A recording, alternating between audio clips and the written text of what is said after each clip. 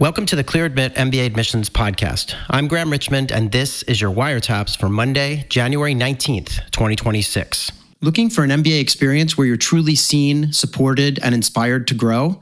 At Vanderbilt Business, you'll discover a personalized learning environment that elevates your potential and turns ambition into action. Whether you're switching careers or accelerating your current path, the Vanderbilt MBA offers a customizable curriculum, exceptional outcomes, and a community committed to your success. Propel your future with a program invested in who you are and who you're becoming. Vanderbilt is waiving their $200 application fee for MBA Wiretaps listeners. To learn more about the Vanderbilt MBA program and to claim your application fee waiver, visit business.vanderbilt.edu/clearadmit. I'm joined by Alex Brown from Cornwall, England. Alex, how are things going? Very good. Thank you, Graham. So on the show this week, we've got some critical tips for people approaching the MBA interview process. We hear from a student at HEC Paris as well as part of our Real Human series. And I think we have a really interesting piece I want to talk about regarding the value of the MBA. But first, what's going on? Like, are there any deadlines left? Are we now fully into people who've applied in round two kind of waiting on interview invites and stuff? Yeah, there's a few deadlines this upcoming week. INSEAD and Carroll, Boston College, Carroll had round three application deadlines actually, and ISC is scheduled to release round two interviews, but we are starting to see interview invites coming out on the wires, on Livewire, specifically Kellogg, which is notorious for sort of rolling out some early interview invites, as well as Yale for the same reasons. Yale will trickle them out early, have a bit of a lull, and then later in the cycle again. And we talked about that on several occasions. Yeah. So we're off to the races with the interview invitations. And yeah, I mean, I think, this is always a tense time of year. If you've applied in round two, you're kind of waiting to hear. And some schools, as we say, trickle them out. Some schools have a date like ESA where they all come out. So just know the rules of the school that you've applied to and stay tuned. Speaking of interviews, though, we'd love to get your interview reports. So as you interview with schools, go onto the site and leave an interview report. You just kind of fill out a form on the site where you indicate what questions you were asked, and that goes into the interview archive, and we give out gift certificates to Amazon for people who do that. So please pay it forward and leave information about what your interview was like. Alex, we have events coming up. They're getting closer now. So we have an event on January 28th. So that's like next week, I believe. And it's a really interesting event that we're doing about the MBA. And it's a, does an MBA still open doors for you? The truth about growth, leadership, and what comes next. I've seen we've got a good number of people signed up for that. It's at 10 a.m. Eastern on January 28th. And we also have a bunch of deferred enrollment events that we're going to do in February on the 4th and 11th at noon Eastern. You can sign up for all of our events at clearadmit.com/events. And I think later in February, we're also going to connect with a bunch of Masters in Management programs. So we're off to the races with our events. It seems like we had a little bit of a break over the holidays, but now we're back in the thick of it. Alex, you saw this article that we wrote, that I wrote with Elliot on our team about the MBA. And it's an article that we put up on the site. It's called Why the MBA Remains One of the Most Powerful Career Investments. And it's a pretty interesting piece. I mean, I felt like in the kind of maelstrom of immigration stuff and AI and the economy and everyone's kind of in a panic, I thought it would be a good idea for Elliot and I to sit down and think about what do these things really mean for the value of the degree? So we published this article. It's very top of mind for me because I'm currently out at the GMAC Leadership Conference, which is kind of for the very top level industry professionals at top business schools who, kind of one rung below the deans, basically, at these MBA programs. So I'm here in California at this conference and just thinking about the value of the MBA and of business education in general. And so I put this article together with Elliot. You read it. What do you think? Yeah, I mean, I have opinions about this topic, not always aligned with everybody else, I suppose. But yeah, I mean, obviously the points you were making and everything were really well taken, I think. Historically, looking at career development and the opportunities the MBA provides and the ability to sort of transform your career and pivot and so on and so forth were really well made. and I think make a lot of sense.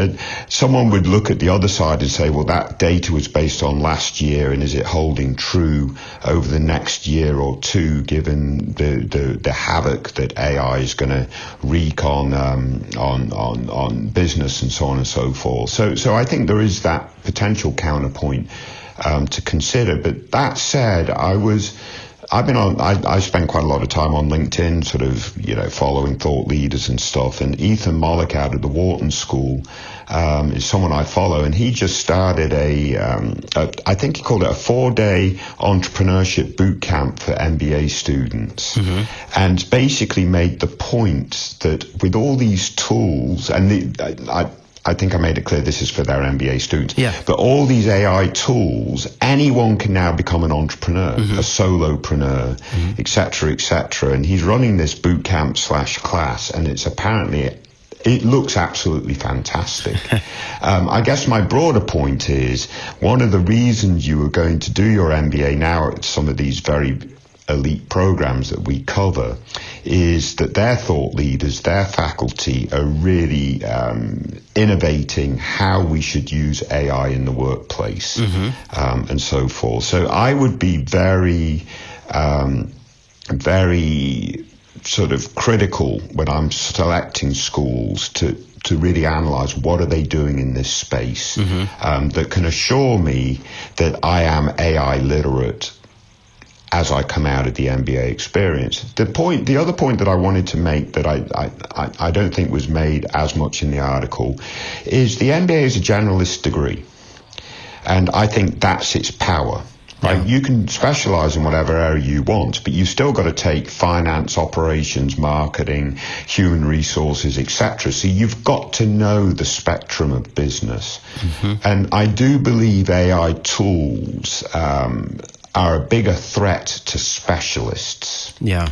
And I think generalists can sort of play more of that management and orchestration role that is going to become more and more important in this transformation to sort of AI first business, whatever the right terms are. So yeah, I do think the MBA still has a lot of value, a lot of forward looking, and yeah, no, I think it's a great piece, but I would have had a couple of different angles to thread in there, I think. Yeah. And I think one of the things I wanted to share is that I think it's maybe the last line of the piece, but we talk about, the value of the degree. And we have this line where we wrote, that the MBA is valuable because its core strengths, which are, career mobility, leadership development, trusted networks, and global perspective, are even more valuable in periods of disruption than in times of stability. Yeah. So I really believe that. And we do go through in the article, we go through the numbers, like there's a whole thing about ROI for those, those of our listeners who are very, just focused on what's it going to cost and what am I going to make after. That's in there. But there's a lot of other stuff in there too. And the point you're making, I did see your post on LinkedIn. You shared the post from the professor at Wharton, and looks really interesting. So there are good things happening in business school for sure. I guess the cynic in me though, Graham, says that ROI was based on a pre-AI world. Right? So I think we need to articulate the strengths of the MBA in a post-AI world, which I do think a lot of the article did focus on, for sure. But when you're looking at career numbers, that was more of a pre-AI world. Those career decisions were made in, January, February, whatever, in 2025. So a year later, right. Are those numbers still valid, given that we've, lots of firms have been laying off lots of people? We can't get away from that. That's happened. Where does the MBA recruiting sit, and is it sheltered from all of that? And to some extent it is, because it's more at the management level, not at the intro level. And I do think it's the intro level that's getting really slaughtered at this point. Yeah, and we'll know soon, because even though we have to wait a while for career reports to come out, we'll know before that in terms of are those second year students who've just come back, now they would know if they have offers to return post MBA, right? So if you're a second year student, you already would probably know, because you would have gotten an offer by the holidays, about whether or not you're going to, return to your summer internship spot for a full-time job. So yeah, we'll find out. And actually, this is not yet, it's not yet finalized, but I'm in the works with a couple of schools that we really enjoy connecting with, to put together a kind of webinar about career placement, immigration policy, and a whole bunch of things that I think are on the minds of current candidates. So stay tuned. Well, there'll be news about that coming up, but stay tuned. That would be very good. Yeah. So other stuff that we should get to before we talk about this week's candidates, we did run a few admissions tips that are quite relevant for this time of year. We did a whole piece on open versus invitation only interviews. We also did a piece about resume versus application based interviews. So these just different ways that interviews are conducted or invites are granted that you need to know about. And we also did a piece on letters of support, which are kind of like informal recommendation letters. Schools have varying policies on these, so beware. But read the article for that. Sort of some good tidbits there in terms of advice about how to just maximize your chances as you head into this next phase of the application process. And then, Alex, as I mentioned earlier, we connected with a bunch of students at HEC Paris, one of the top business schools in Europe, located out in the suburbs of Paris. And we talked in particular, the one that I wanted to share was we connected with Shreya, who's class of 27, 29 years old, hails from Calcutta, India, and she had studied a bachelor's degree in biotechnology in India, and then went to the US where she earned a master's in biotech from Penn State. And then prior to business school, she had worked as a senior scientist in biopharma, with a company affiliated to GlaxoSmithKline. She did that for 6 years, and now she's embarked on her MBA. And we asked her, why did you make the decision to attend business school, right? Because here's someone who's on this sort of biotech path, of kind of a science path. And she says, I used to be a research scientist working in HIV drug discovery, and I was fortunate to work on a molecule that went into clinical trials and has the potential to improve the lives of millions of people living with HIV. Through this experience, I realized how deeply I care about creating impact in healthcare, but also the next steps in the scientific career ladder did not align with my career progression to be able to influence strategy and bring innovations to patients faster. That realization led me to pursue an MBA to bridge science and business and prepare for more strategic, high-impact roles in the biopharma, biotech ecosystem. So I thought that was interesting and very well said in terms of why you would pivot, and it makes a ton of sense to me.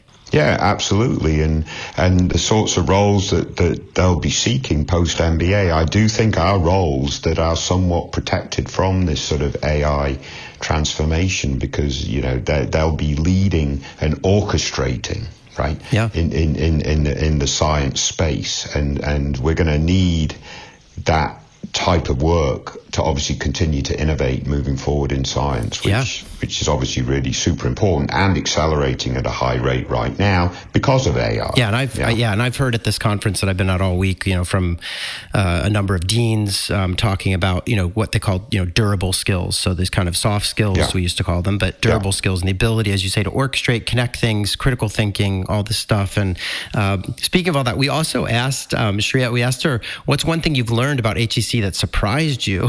And she said, for her, it's been the shift in her thinking. She said, it's an intangible outcome that I only recently realized. I was at a biotech event the other day, and after the panel discussion, I went to one of the speakers and was asking them follow-up questions regarding the feasibility of expanding the technology to developing lower middle income countries, the challenges to innovation, especially in Europe, and the shift I see from the US, where I spent several years before this, etc. Later that night, a master's student came up to me and said she was amazed by the questions I was asking, and that she would never have thought of that angle. And I thought to myself, neither would I have just 3 months ago. Being in class with participants from all around the world with diverse professional backgrounds and having conversations with them really expands your horizons in ways that you could not have anticipated.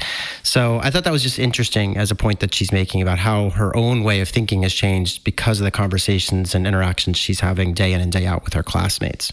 Yeah, absolutely brilliant. And I think hopefully we all have the opportunity to experience that shift in thinking, i.e. we're all growing and developing and learning and adding context, layers of context to our experiences. and so forth. So yeah, I thought I actually really liked that, quite honestly. Yeah, she sounds really interesting.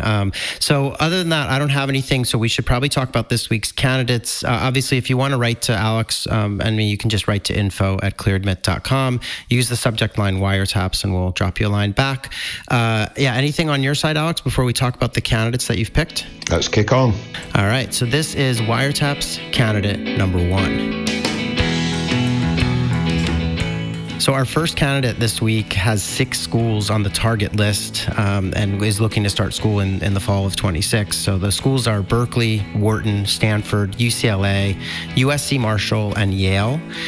This candidate has been working in accounting, I believe at a Big Four firm, and they are, I believe they also have a CPA.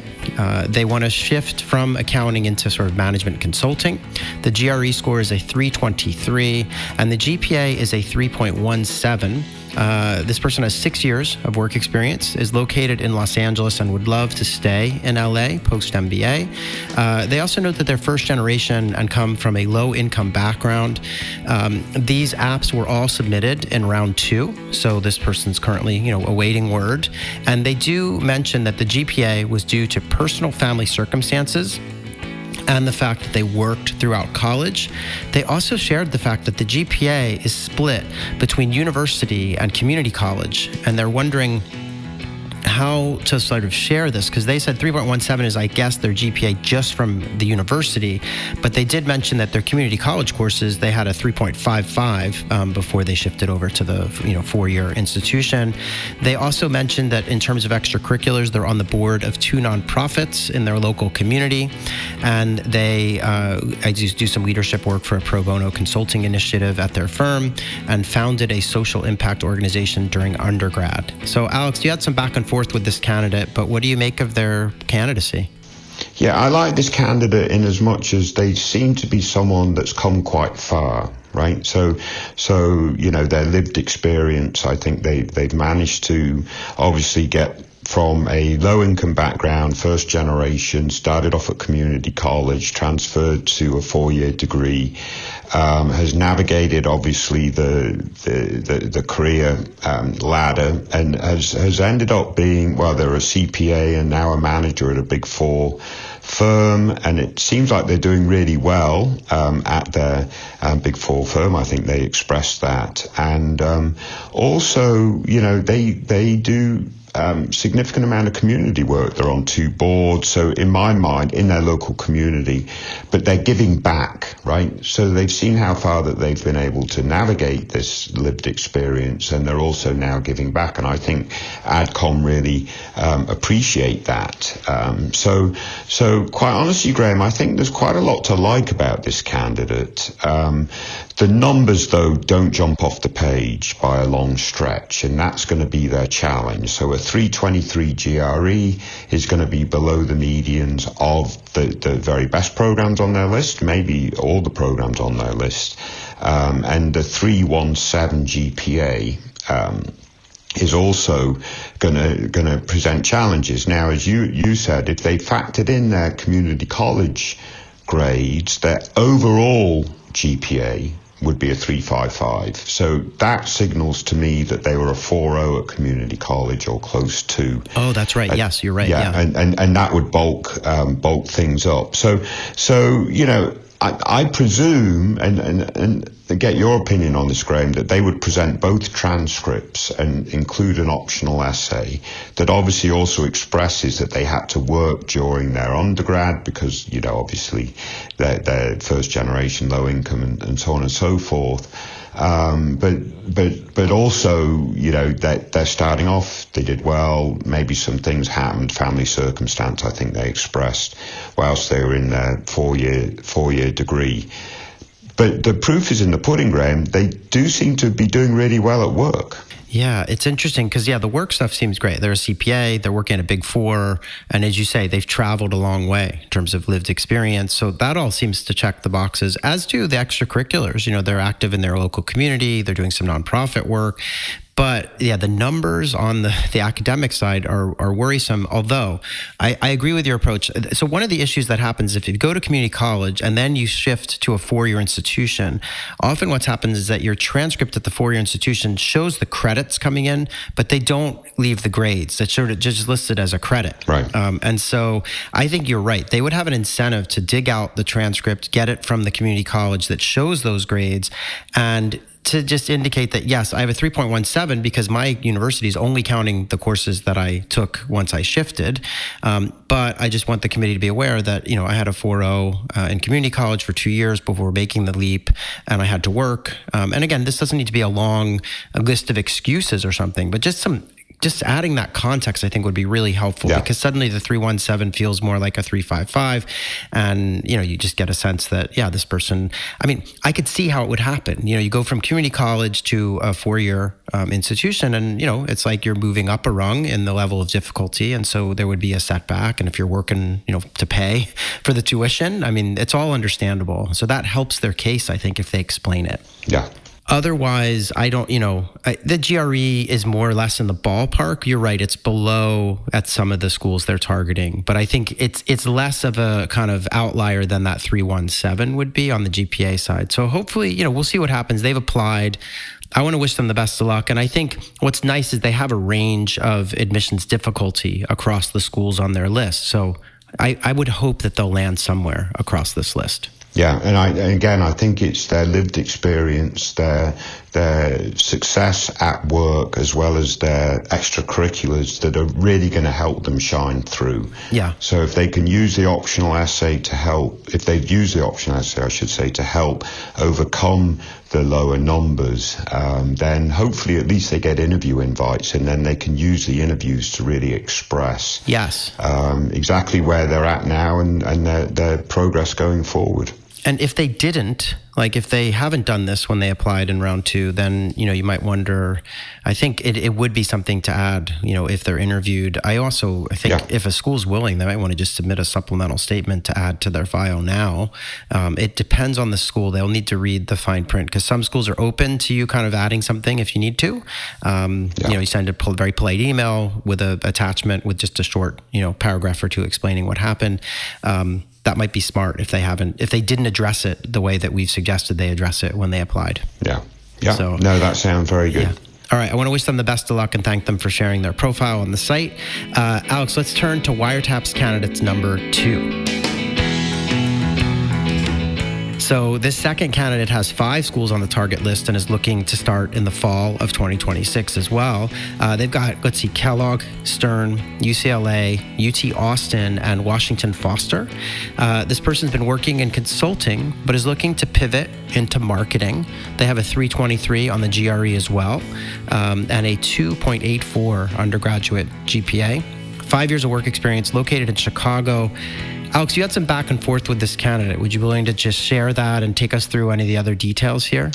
Yeah, sure. So in this case, again, the profile is quite similar in terms of their numbers. Obviously, their GPA, it's lower than our first candidate. So that's going to raise a red flag. It's under 3.0. And the GRE is the same, 323 as our first candidate. They look like they've done well at work, so have quite a similar profile in that regard. Mm-hmm. So the challenge is what they can do about the GPA. Now, they dealt with a lot of personal life matters, as they've expressed, and they were later diagnosed with ADHD. So again, hopefully they've used the optional essays in order to sort of add the context and frame their numbers more eloquently. But I think, quite honestly, Graham, this person really needs to do some coursework now to sort of. They need to show two things, right? They need to show that they're academically prepared to start what is quite a rigorous first semester or first quarter, as you know, of the MBA experience. And they need to show commitment to their academics, right? So they can say that they, dealt with some particular issues, and they were later diagnosed with ADHD. And that can very well be true, but there's no evidence still to suggest they're committed to their academics, right? If they didn't have ADHD and they didn't have those problems, would they have had a higher GPA? We don't know that. That's an unknown or whatever, right? So by taking some coursework, they can overcome that. You've got things like MBA Math, HBS Core, GMAX, Business Fundamentals. Those are some of the more common courses, Graham. Do you think those courses fit for this person, or are there other courses they should be looking at? I think these probably would fit. I mean, I tend to, I know there are different price points on some of these. HBS Core is very expensive, but MBA Math and GMAX Business Fundamentals are pretty affordable and fast. Could they take they could take online courses at any university, one by one, just take like a stats course or an accounting course or whatever might be, most appropriate. It'd be good to know what their undergraduate transcript really looked like in terms of courses that they've had exposure to in the past. But yeah, they need to do something, I would think. And I know if they applied in round 2, it might be a little late, but I think it would be smart, because imagine a scenario where they get an interview, they can, add this information at that time. And so, it is a red flag. I mean, it jumps out, and it's unfortunate that they don't have like a 330 on the GRE to counter that low GPA. So that was my other question. What's the balance of the GRE? So is it balanced in favor of the verbal or the quant? That could reveal some things too. Yeah. But I would suggest, Graham, that they not only need to enroll in one of these courses, but don't wait for any interview invites to reveal. Again, I would get some supplemental information and say, on reflection, now I've got my application in, I realise that perhaps I need to provide more evidence of my commitment to the academic rigour of the programme. So because of that, I've already now enrolled in and started whatever it is, MBA Math or a course at my local university or whatever it is. I would preempt that by quickly making that adjustment. Yeah, I agree. And I do. Yeah, it's again, like our first candidate, one of the pieces of good news here is that they have a nice range of programs on their target list, right? So I think, but still, any kind of a sub 3 GPA is always a little worrisome. And so I would, I agree with you 100%. They should take action. I would say if they thought they could somehow get a higher score on the GRE too, that's not a bad idea, right? I mean, but I think taking the coursework and showing the school that you're doing it and getting ready would be pretty important. Again, it'd be good to know, did they say anything in their file? Did they submit an optional essay to that effect? I don't think they did. Yeah. So, I don't know that. They say here, I just found it. I did fill out the optional essay, taking ownership so they've told them what happened, which is good. Yeah. That's the first step. But I think we need them to take that next step, which is to demonstrate what they're doing about it. Yeah, they've done step 1, but there's step 2 involved, and that's what are you doing about it? So absolutely. Yeah. In any event, I do want to wish them the best of luck, and I always thank them for sharing the profile. Yeah, and their work experience, again, they've probably done very well. They say they've got 2 really strong recs. So it seems like our first candidate, the work experience is going to help them stand out. Yes. But there's still, they're doing an academic degree. Right.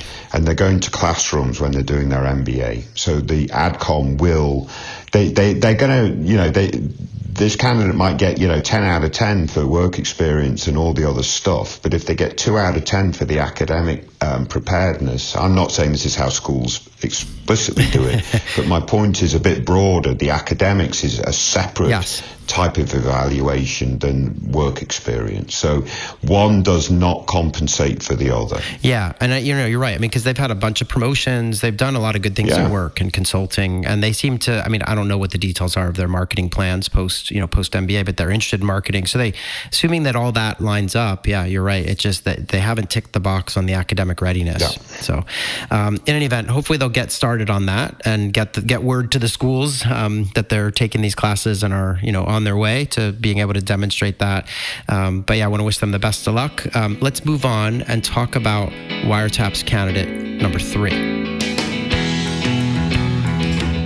So our final entry this week comes from a decision wire entry, and it's from a candidate who can't decide where to go. Okay, so this person applied to Berkeley, Carnegie Mellon, Columbia, Cornell, Dartmouth, Duke, Emory, Georgetown, Michigan, Rice, Stanford, and Yale. So a ton of schools.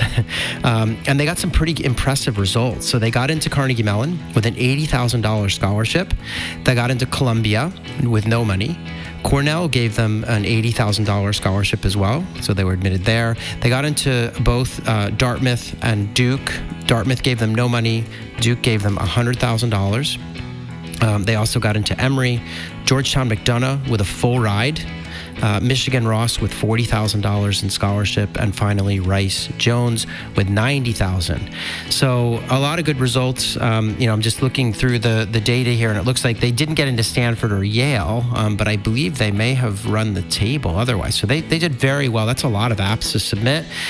In case you're curious, they, obviously they want to start school this fall. They had a 320 on the GRE and a 3.14 GPA. So numbers that don't jump off the page and are actually a bit lower than like our first candidate that we talked about today. So pretty impressive results for these numbers, I would say. They're located in the South. They want to work in finance, possibly investment banking after business school. And they mentioned in the note that they're struggling to decide which school to attend. The top contenders, they say, are Cornell, Tuck, Columbia, and Fuqua. And in case you've forgotten, Cornell's $80,000 scholarship, Fuqua's $100,000, Tuck and CBS no money. They're saying they don't know if they can justify the sticker price for Columbia or Tuck. So Alex, what do you think of this? And maybe make a comment on all the conversation that ensued on this post, because there was quite a bit of commenting back and forth. Yeah, I mean, fortunately, each year we have a contributor on the decision wire who comes back and shares some really good insights in terms of how to make these selections. So this was actually a candidate maybe now from half a dozen years ago, who's obviously had their MBA experience, navigated everything, and does provide some really good insight. So basically looking at their insight and, what we know about these top programs, I mean, this candidate has done extremely well. What they're trying to do is now pivot from tech to investment banking. So to me, that means they've got, the better the program that admitted them is going to give them the best opportunity, best access to investment banking careers. So that would be Columbia. In that case. So depending on their appetite for taking on debt, you could make a strong argument that going to Columbia makes sense in this case versus a couple of their top 16 choices that are offering scholarship. So, it's either Columbia or is it Johnson or Fuqua in that case. Mm-hmm. So those would be the three that I would look closely at. I mean, obviously Tuck, it also a really good offer, but not currently offering any money. So maybe they could negotiate at Tuck, with, based off of, their Fuqua and Johnson offers, to see if Tuck would come to the table with a bit of scholarship. But I do think that if they're wanting to pivot into investment banking, currently right now it's Columbia versus Johnson and Fuqua, and yeah, which is the right answer, Graham? It is a difficult question because if they have the resources and wherewithal to take on the debt, then Columbia probably gives them the greatest access, and with the investment banking paychecks coming in a couple of years' time, they would be able to pay off the differential or whatever the scholarship money was, I would think. Mm-hmm.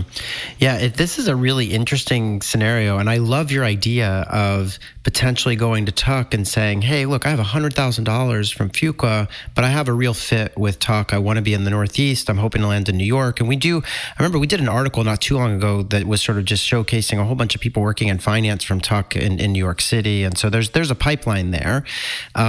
So that might be a pivot point where they could get some money to into the mix if they felt that Tuck is kind of a better fit and maybe slightly higher rank than the others that they've got offers from aside from Columbia.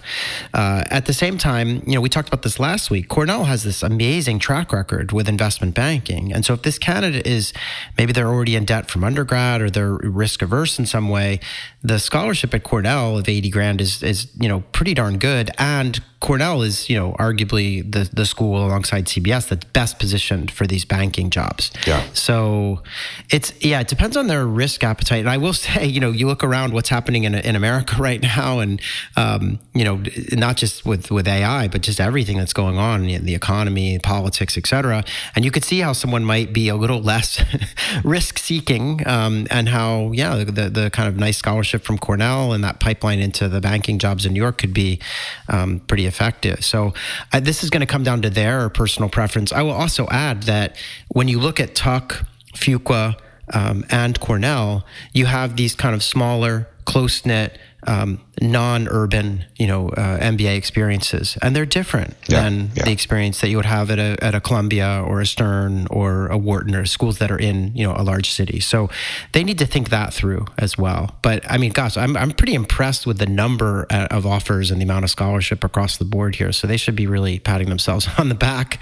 That's no small feat to apply to that many schools and merge with that many offers and that many dollars. So it makes you wonder why they didn't apply to Wharton. Did they apply to Wharton? No, it doesn't seem like it was on the initial list, no. Yeah, so maybe they needed to toss in an app to Wharton in round 2 and see what happened. But anyway, the point is they got lots of great offers and got lots to think about, whether it's Tuck or Columbia or Johnson or Fuqua.